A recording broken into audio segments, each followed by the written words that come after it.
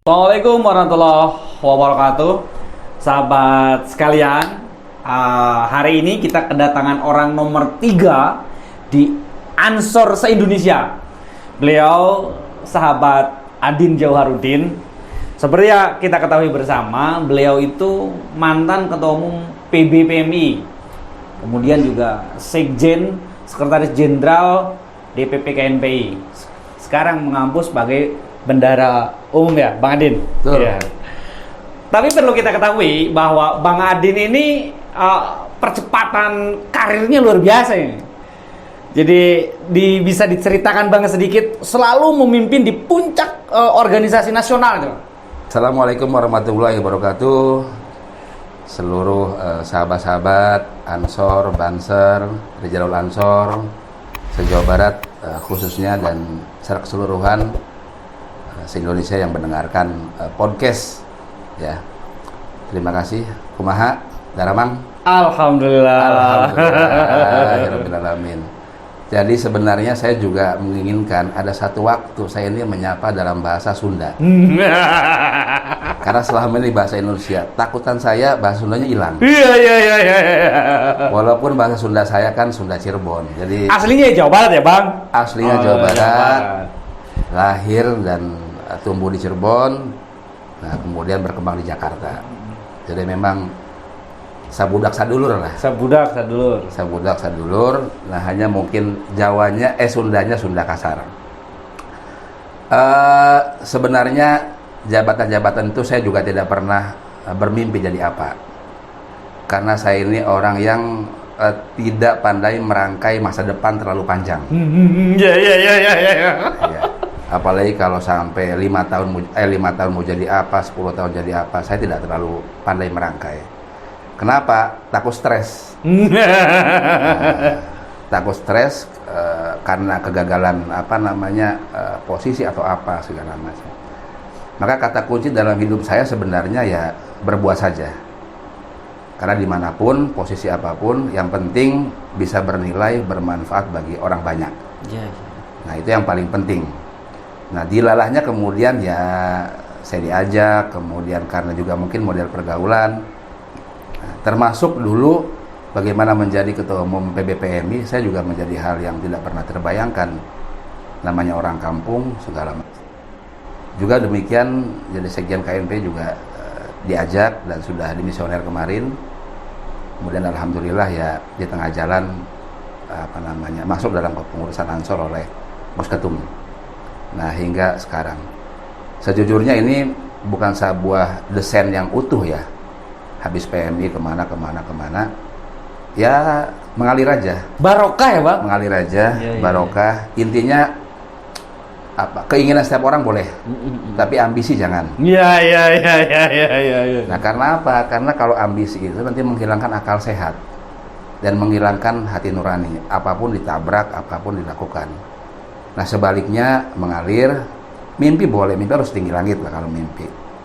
Nah, jadi supaya ada keseimbangan antara maunya akal pikiran, kemudian dengan hati dan dengan tindakan kaki atau tangan, itu seimbang. Nah, makanya dalam tubuh kita ini kan yang pertama ini kepala, lalu hati, samping hati itu jantung, kemudian depannya tangan, kemudian bawahnya kaki. Artinya apa? Di antara pikiran besar dan tindakan langkah itu memerlukan dua hal, yaitu energi yang besar berupa jantung, yang kedua hati, kebijaksanaan sehingga dalam langkah-langkahnya tepat dan sesuai. Oke. Nah, kemudian ada tangan. Untuk apa? Bahwa tangan itu ya bisa dilambangkan dengan jabatan, kekuasaan, agar digunakan dimanapun betul-betul kepentingan institusi dan orang banyak. Oke. Abang, dalam perjalanan di PP Ansor ini kan diawali Wasekjen Ekonomi. Iya. Kemudian di pertengahan menjadi Bendahara Umum. Kira-kira ada kesinambungan program atau ada apa kira-kira? Kok tiba-tiba apa programnya keren menurut Gus Ketum sehingga diambil menjadi Bendahara Umum? Saya nggak tahu pertimbangan beliau ya. Tapi ya satu memang ya saya alhamdulillah, kemudian yang kedua ini juga amanah yang begitu besar dari Gus Ketum. eh, di awal saya mengemban sebagai wasekjen bidang ekonomi. Nah, tentunya memang dari sisi indikator ya tentu belum maksimal apa yang dikerjakan, tetapi setidaknya bahwa hari ini mulai terlihat ekonomi menjadi isu, kemudian menjadi menjadi mainstream, sehingga sahabat-sahabat Ansor, Banser kemudian mulai memikirkan aktivitas ekonomi, baik itu yang berupa aktivitas individu orang per orang maupun secara institusi. Nah, kaitannya dengan bendahara, ini lagi-lagi amanah. Tapi yang pasti bahwa meskipun jadi bendahara, apa yang kemudian sudah dirintis menjadi bagian dari pekerjaan besar ekonomi tentu tidak bisa saya tinggalkan. Karena apa? Bendahara ini berurusan dengan angka. Iya. Kemudian kalau sekjen berurusan dengan huruf. Jadi manajemen angka itu harus tepat, manajemen angka itu harus bagus, sehingga kelangsungan organisasi, kemudian berbagai macam kebutuhan, termasuk bukan hanya itu, menginisiasi misalnya pertumbuhan ekonomi dalam bentuk apapun harus terus berjalan di sahabat-sahabat Ansor. Oke. Ini PP Ansor ini kan tidak, angkanya bukan sedikit ya Bang, menggerakkan PP Ansor yang harus menggerakkan seluruh Indonesia. Ini angkanya tidak besar. Kira-kira dalam menggerakkan roda organisasi dari sisi finansial, Pak Bendum ini gimana ya? Kumaha jawabnya ya. Saya pernah dengar statement Bang Adin. Kita ini tidak berpendapatan tetap, tapi tetap berpendapatan. 10 tahun yang lalu saya dengar itu. Jadi tentu Ansor ini kan usia yang relatif sudah mandiri sebenarnya. Karena Ansor ini kan usia yang sudah ditempa oleh aktivitas organisasi sebelumnya. Ada teman-teman ditempa di PMII, ada yang di IPNU, ada yang di macam-macam, ada yang di kampus, ada yang di profesi ditempa. Nah, kemudian masuk ke Ansor pada level pengembangan. Jadi memang di Ansor itu relatif secara pikiran mandiri, tindakan juga mandiri, sehingga bisa melakukan kreasi dalam hal bagaimana mengembangkan organisasi, termasuk dari sisi financing ya, pembiayaan setiap kegiatan. Tentu kalau kita mikirkan secara keseluruhan menjadi berat. Nah, tapi karena relatif sudah mandiri, maka polanya kemudian adalah yang kita bantu bukan dalam soal ikan ya, tapi yang kita bantu bagaimana merangsang pertumbuhan ekonomi baru, sehingga dari aktivitas ekonomi itu paling tidak individu kader, para pengurus, syukur-syukur kelembagaan itu punya aktivitas dan wadah ekonomi yang ke depan bisa berdampak pada adanya aset ekonomi dalam bentuk uang, kemudian dalam bentuk tanah yang dibeli, dalam bentuk gedung maupun dalam bentuk ekonomi yang lainnya, entah kebun, entah apa segala macam. Ini yang kita harapkan. Nah, memang pekerjaan besar di kita ini adalah bagaimana mengelola aset organisasi yang begitu besar. Paling tidak kita mengenal dua aset. Ada aset yang tetap, ada aset yang tidak tetap. Nah, ada tangible asset, ada intangible asset. Ya, aset tetap itu ya tanah, bangunan, gedung. Nah, itu aset tetap ya. Nah, kemudian kalau intangible asset, aset yang tidak tetap, ya banyak hal, termasuk adalah sumber daya manusia, kemudian jaringan, nah kemudian apalagi waktu, kemudian momentum, kesempatan program kerja, macam-macam. Ini juga bagian dari aset. Nah, maka tugas kita adalah kemudian merekonstruksi pemahaman soal aset. Bagaimana aset-aset yang tetap ini bisa dikelola secara baik, kemudian dikembangkan dengan cara-cara yang tepat. Misalnya, kalau kita punya satu bangunan gedung, tentu kita butuh yang namanya overhead bulanan, biaya operasional, macam-macam lah kebutuhannya. Nah, bagaimana caranya kebutuhan biaya bulanan ini dibiayain oleh aktivitas rutin usaha yang dirintis oleh organisasi. Caranya, kalau kemudian ada gedung punya tanah sampingnya atau kemudian ada ruangan yang kosong, bisa dimanfaatkan sebagai sumber bisnis. entah bisa dibikin yang paling sederhana konter pulsa misalnya, agen pos, kemudian agen BNI, atau mungkin juga percetakan. Nah, kalau punya lahan yang kosong dan strategis misalnya, dilihat juga di situ potensinya apa. Kalau potensinya terbuka misalnya, ya mungkin bisa disewakan ke orang, kemudian orang bangun gedung, atau model dikerjasamakan dalam jangka waktu berapa lama, itu bagian dari manajemen aset. Nah, saya kira banyak hal. Nah, yang penting dalam metode aset ini kan ada metode namanya HBU, high base use. Jadi mengukur aset dengan dengan harga terbaik dan tertinggi. Harga tertinggi, kemanfaatan terbaik penggunaannya. Jadi misalnya kalau sebuah kantor punya lahan, punya gedung kosong misalnya, berapa kita ngukur harga sewa ini? Tentu kita akan appraisal. Harga pasarannya berapa sewanya? Nah, harus sesuai dengan harga pasaran. Nah, sama kemanfaatannya. Kalau kita punya aset misalnya, cocoknya apa nih? Oh, wilayah sini misalnya wilayahnya mahasiswa. Oh, wilayahnya perkantoran. Maka kita bikin usaha memang yang memenuhi kebutuhan itu. Oke.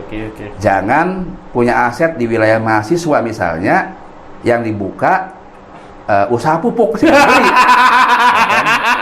Minimal di riset dulu sederhana ya, Bang? Nah, sederhana, jadi ada riset. Okay. Nah, itu namanya metode high base use. Ya. Ada kendala tidak, Bang? Ini kan kelompok Ansor. Ada yang tertinggal. Yang kedua terkait soal bagaimana mengelola aset yang intangible misalnya. Ya, kita Ansor ini punya jejaring yang sangat besar sekali. Punya jejaring, punya orang, kemudian kita bisa melakukan apapun, berhubungan dengan siapapun, dengan pemerintah, dengan swasta. Ini sebenarnya aset juga. Nah, pada prinsipnya adalah yang namanya kue bisnis itu nggak mungkin datang tiba-tiba. Nah, itu harus jemput. Nah, selalu kita ada ide, mengkrit, kita mau bikin apa nih? Mau kolaborasi dengan siapa? Nah, dengan pengusaha mana, kemudian dengan pemerintah apa, segala macam. Dan ketika ada kesempatan, ada waktu, jangan pernah mengulur-mengulur kesempatan itu. Karena apa? Setiap orang ada masanya, setiap masa ada orangnya. Setiap momentum ada umurnya, dan setiap umur ada momentumnya. Artinya apa? Kita kelola betul semua potensi yang bisa kita lakukan hari ini. Jangan nunggu-nunggu besok. Oke. Maksimalkan semuanya. Sehingga betul-betul organisasi dan kader juga bisa menikmati dari apa yang kita lakukan. Oke. Abang, ini kan kader Ansor ini jutaan ya? Iya. Nah, jutaan. Tapi mayoritas itu menurut beberapa para senior lebih didominasi oleh kelompok ekonomi ke bawah. Iya. Nah, sebagai bendahara umum, ada nggak ikhtiar untuk mendongkrak kesejahteraan kader? Memang ini butuh waktu yang panjang ya. Tapi satu frame-nya adalah kita harus mulai benahi dan rubah. Bahwa jumlah orang itu bukan menjadi beban. Jumlah orang itu menjadi aset politik juga aset ekonomi. Nah, kalau sekarang ya misalnya dengan trennya startup ya, mengenal yang namanya valuasi bisnis. Dari mana valuasi bisnis itu? Valuasi bisnis bisa diukur dari sejauh mana kemudian downloader, kemudian kita bisa mengakuisisi orang untuk menjadi bagian dari ekosistem kita. Jumlah orang itu aja dalam konteks valuasi bisa muncul angka, sehingga nilai perusahaan ini berapa, padahal produknya belum ada. Iya. Hanya perkiraan data-data misalnya,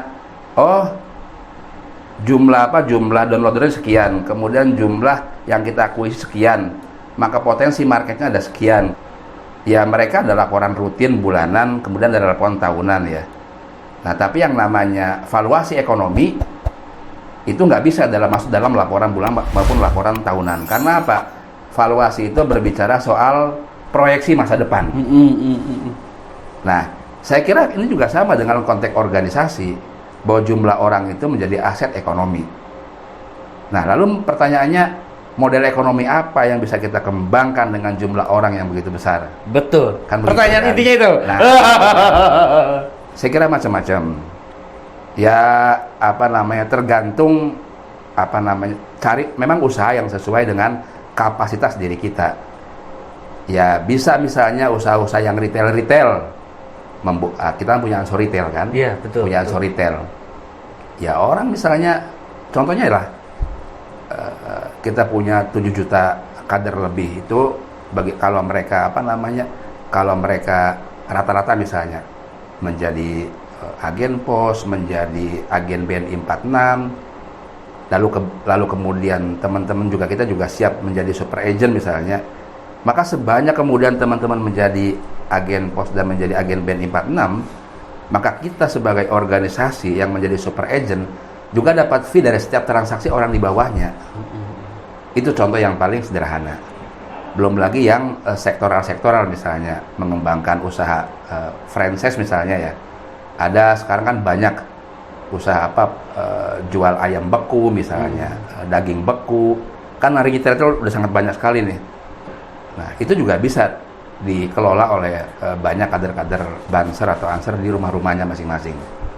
Dengan pola ekosistem, ya pembiayaannya juga sudah tercover, kemudian pasarnya, kemudian apa namanya, barangnya, itu ekosistem. Jadi melihat jumlah orang ini adalah aset ekonomi yang produktif. Sederhananya begini, orang kita kalau kita punya jaringan di 1 juta orang, Jawa Barat berapa kadernya nih? Ansor Bansernya 500.000. Taruh misalnya 500.000. Maka kalau kita punya jaringan 500.000 orang, setidaknya paling enggak, maka butuh yang namanya 500.000 peci. Ya, kan? ya. Butuh 500.000 baju, paling enggak begitu. Betul. Butuh 500.000 seragam Ansor, seragam Banser, paling enggak begitu. Butuh 500.000 kaos kaki.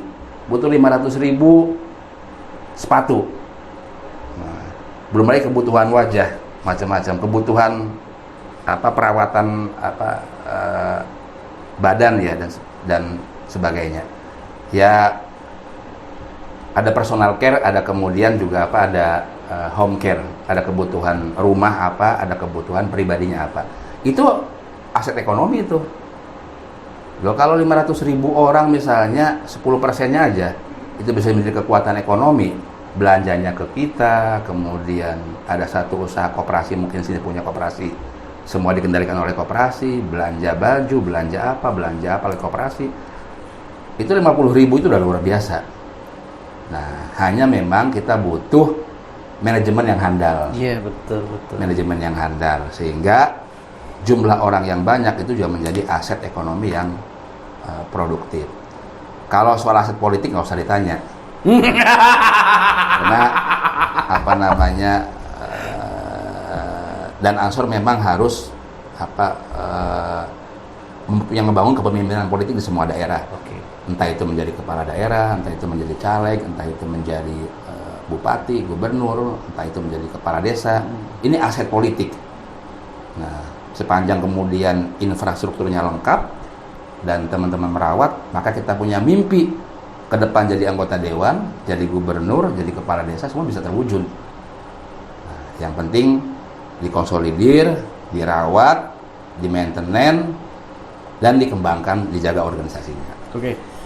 Bang Adin, tadi dengan kapasitas kader yang luar biasa untuk menungkak ekonomi kader ini tentu ada kendala. Nah, kira-kira menurut Bang Adin kendalanya apa? Kendala terbesar kita ini hal-hal yang paling mendasar. Kendala soal memahami bisnis atau entrepreneurship. Dari mulai hal yang sederhana, soal manajemen waktu, manajemen uang, manajemen hutang, manajemen hutang, bos. Manajemen menjaga hubungan dengan para pelanggan. Ini hal yang mendasar. Karena apa? Di kita masih banyak mungkin punya uang juga nggak bisa mengelola uangnya, punya kesempatan nggak bisa mengelola kesempatannya, kemudian ada potensi bisa ngutang misalnya, itu nggak dimaksimalkan. Nah, hal-hal begini harus kita bongkar sehingga jangan pernah khawatir. Ya, uang itu akan sangat Beda Pak cara pandang, uang kalau dikelola politisi ya kadang-kadang hambur-hambur begitu kan. Iya. Tapi kalau uang dalam konteks bisnis tentu semua ada perhitungannya. Iya. Nah, sama dengan hutang. Hutang juga nggak usah dikhawatirkan sepanjang kita mampu membayarnya. Karena inti ekonomi itu adalah perputaran. Kalau modalnya sedikit, perputaran ingin cepat dan tumbuh terus, ya tentu harus ada suntikan modal kan. Kalau nggak ada suntikan modal ya segitu-gitu saja. Nah, ini manajemen harus, bukan manajemen, ini mindset harus dibuka. Manajemen jaringan, manajemen uang, manajemen hutang, manajemen momentum kesempatan, nah termasuk juga manajemen sumber daya manusianya. Nah, kalau dikelola secara baik, ya kita akan cepat bergerak, cepat maju. Oke, Bang Adin, pertanyaan terakhir. Ini Bang Adin ini santer, kuat disebut cabang-cabang sebagai salah satu kandidat kuat yang sangat siap meneruskan kepemimpinan ketua umum. Gimana Bang Adin? Ya, di Ansor itu kata kuncinya adalah berkhidmat. Nah, kata kuncinya adalah berkhidmat. Bekerja saja, berbuat yang terbaik, jangan pernah menaikkan sesuatu, baik itu bermanfaat buat secara kelembagaan maupun individu pengurus Ansor.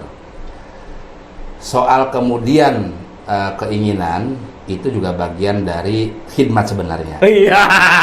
Itu juga keluar bos. itu juga bagian dari khidmat. Ya, tapi ya apa namanya, lagi-lagi kita ini jangan terlalu berambisi, lakukan saja yang terbaik. Karena apa? Ansor ini adalah organisasi keramat. Betul. Dan keberkahan ada. Kenapa saya bilang begitu? Karena kita meyakini bahwa para pendiri NU, para pendiri Ansor, masyayikh kita yang meninggal itu fisiknya, ruhnya kan masih hidup. Betul. Nah, jadi mereka mendoakan, kemudian mereka juga menyaksikan anak cucunya seperti apa. Nah, kita cuma ingin bahwa kita diakui menjadi satu sanad keilmuan dengan beliau-beliau para masyayikh NU. Oke, clue-nya sudah keluar. Terakhir Bang Adin, closing statement untuk kader Ansor di Jawa Barat dan di Nusantara untuk kemandirian ekonomi. Saya ini bicara sebagai orang Jawa Barat. Jadi karena orang Sunda, ya kan, orang Cirebon, tentu saya juga ingin sahabat-sahabat saya di Jawa Barat perkuat Ansornya, kemudian perkuat Bansernya, perkuat di jalur Ansornya, dan perkuat juga kesatuan-kesatuan di Bansernya. Nah, untuk soal ekonomi ini memang proses kita masih panjang, tapi mulailah dari hari ini, mulai dari diskusi ringan tentang apa yang harus dikerjakan dalam hal usaha-usaha ekonomi. Kalau semua orang sudah memperbincangkan ekonomi, lalu kan akan tersaring siapa yang mau. Lalu yang mau itu kemudian mulai, apa sih yang bisa saya jalankan?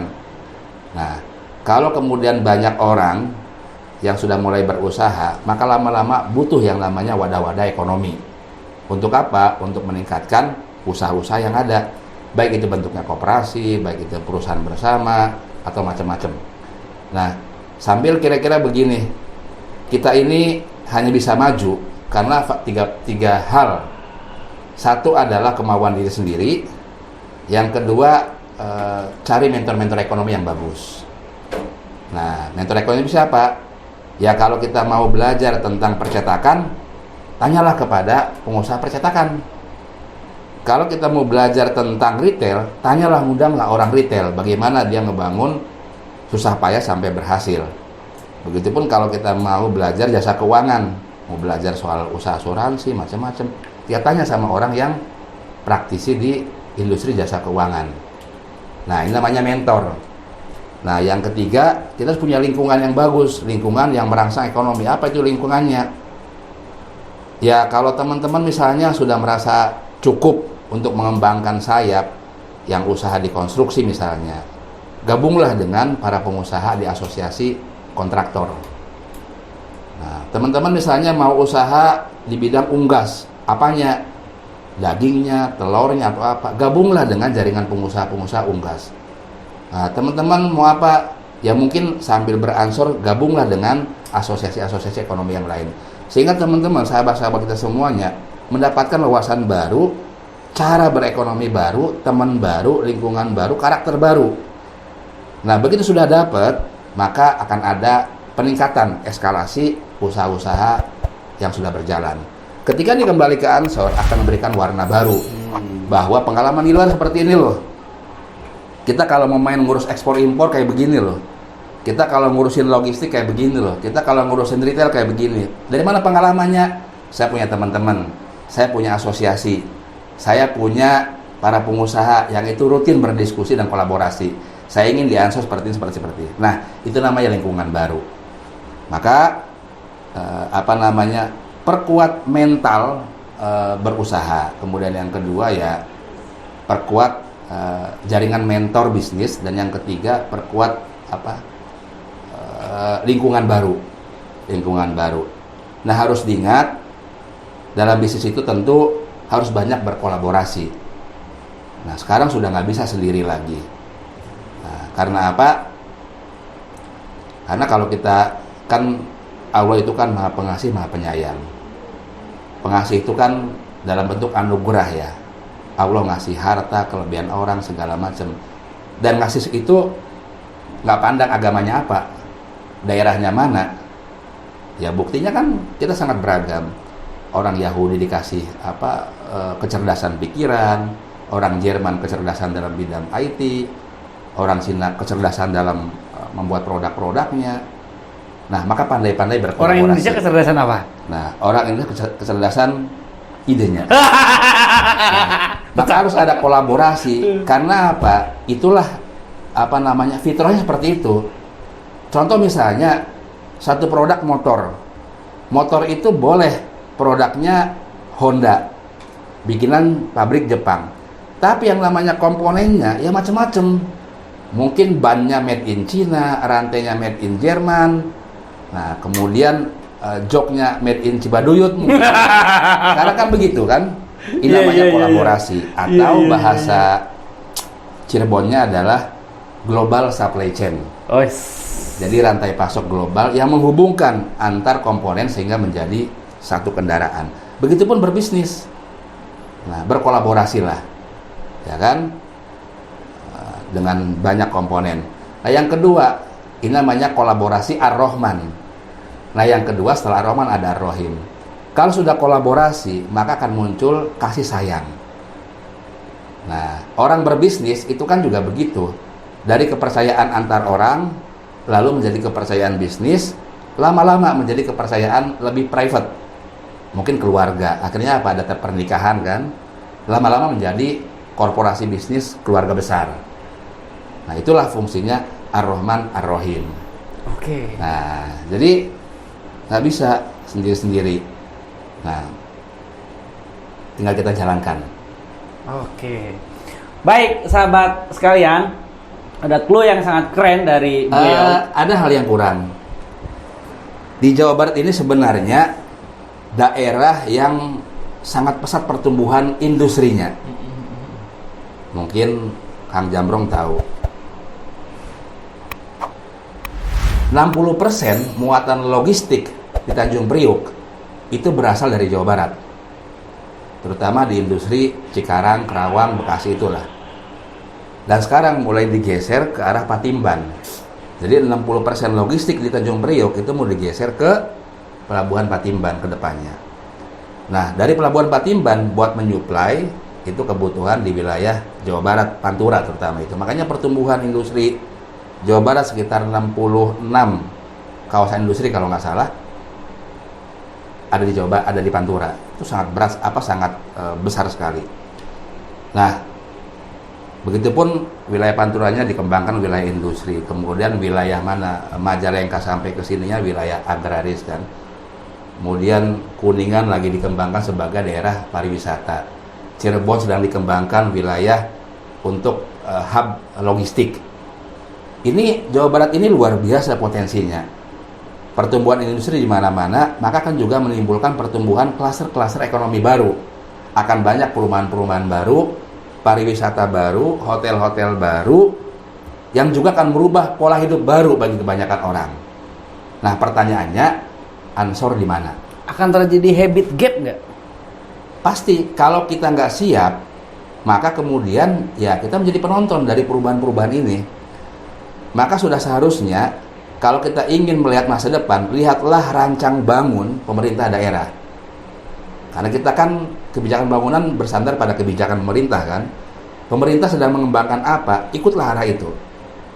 Kalau kemudian pemerintah di wilayah Pantura misalnya mengembangkan kawasan industri, lalu apa yang kita bangun? Nah, di situ pasti nanti tuh akan ada rumah sakit, pendidikan, kemudian hotel, logistik, kemudian apa lagi? Butuh sumber daya manusia yang begitu banyak, transportasi. Maka kita masuk dalam sub-sub di situ. Kalau di wilayahnya kemudian dikembangkannya agraris ya, potensi produk pertanian, ya dari sekarang juga mulai beradaptasi. Nah, jangan sampai kita punya lahan-lahan yang kosong, kemudian tidak dimanfaatkan apapun. Nah, saya mendengar luar biasa PW Jawa Barat, Kang Denny menginisiasi lahan-lahan pertanian ya, perkebunan, ini luar biasa. Nah, dan produk Jawa Barat ini kan komoditas unggulannya juga banyak sekali. Ya, ada beras Kerawang, ada kemudian unggas mungkin Sukabumi, kemudian Cianjur, banyak hal. Nah, ayo kita jangan berdiam diri, pelajari perubahan-perubahan yang ada, arah pembangunan ke depan seperti apa, kita rebut potensi ini dan siapkan diri. Oke, baik Bang Adin, ada clue yang sangat keren dari beliau, perkuat mentor bisnis dan siap kerja kolaborasi. Itu luar biasa sekali. Hatur nuhun Bang Adin. Ya, sama-sama. Terima kasih, kita doakan semoga ikhtiar beliau dikabulkan dan mendapat kelancaran dari berbagai hal. Terima kasih. Assalamualaikum warahmatullahi wabarakatuh. Waalaikumsalam warahmatullahi wabarakatuh. Audio Jungle.